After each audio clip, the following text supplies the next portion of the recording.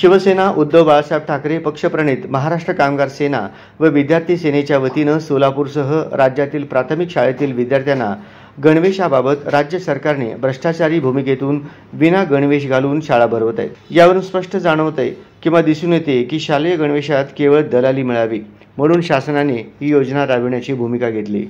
म्हणून शिवसेना उद्धव बाळासाहेब ठाकरे पक्षप्रणित महाराष्ट्र कामगार सेना व विद्यार्थी सेना सोलापूरच्या वतीनं त्वरित याबाबतीत योग्य तो कार्यवाही करावी व विद्यार्थ्यांना गणवेश द्यावे, अन्यथा शिवसेना उद्धव बाळासाहेब ठाकरे पक्षाच्या वतीनं विद्यार्थ्यांसह रस्त्यावर उतरू असा इशारा शिवसेना उद्धव बाळासाहेब ठाकरे पक्षाचे महानगर प्रमुख महाराष्ट्र कामगार सेनेचे प्रदेशाध्यक्ष विष्णू कारंपुरी महाराज जिल्हाधिकारी यांना दिलेल्या निवेदनात इशारा दिला आहे।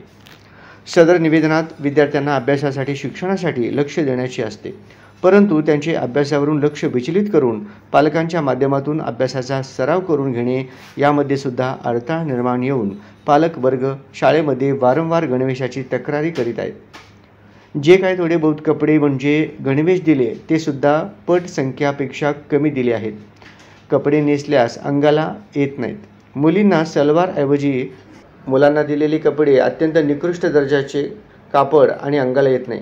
एकूणच गणवेश देऊन देखील न दिल्याची परिस्थिती निर्माण झाली आहे। म्हणून याची पूर्ण जबाबदारी महाराष्ट्र शासनाची असून संबंधित शैक्षणिक मंत्री दीपक केसरकर यांनी ताबडतोब राजीनामा द्यावा अशी मागणी निवेदनात करण्यात आली आहे। जिल्हाधिकाऱ्यांना दिलेले निवेदनाची प्रत माहितीसह मुख्यमंत्री, उपमुख्यमंत्री, महसूल मंत्री, शिक्षण मंत्री, पालकमंत्री, विधानसभा विरोधी पक्षनेते, विधान परिषदेचे पक्षनेते यांना पाठवण्यात आले आहे। विष्णू कारंपुरी महाराज यांच्या नेतृत्वाखाली निवेदन देणाऱ्या शिष्टमंडळात उपशहर प्रमुख सुरेश जगताप, उपशहर प्रमुख विद्यार्थी सेनेचे लहू गायकवाड, उपशहर प्रमुख अमित भोसले, उपशहर प्रमुख आणि विद्यार्थी सेना जिल्हा प्रमुख विजय मोठे, युती सेना शहर प्रमुख रेखा अडकी, बीडी कामगार भगिनी विजयलक्ष्मी मैत्रे, श्यामाबाई मैत्रे, कामगार सेनेचे गणेश मंता, विठ्ठल कोराटकर, अक्षय गायकवाड, ओंकार केंगार, गुरुनाथ कोळी यांच्यासह शिवसैनिकांचा समावेश।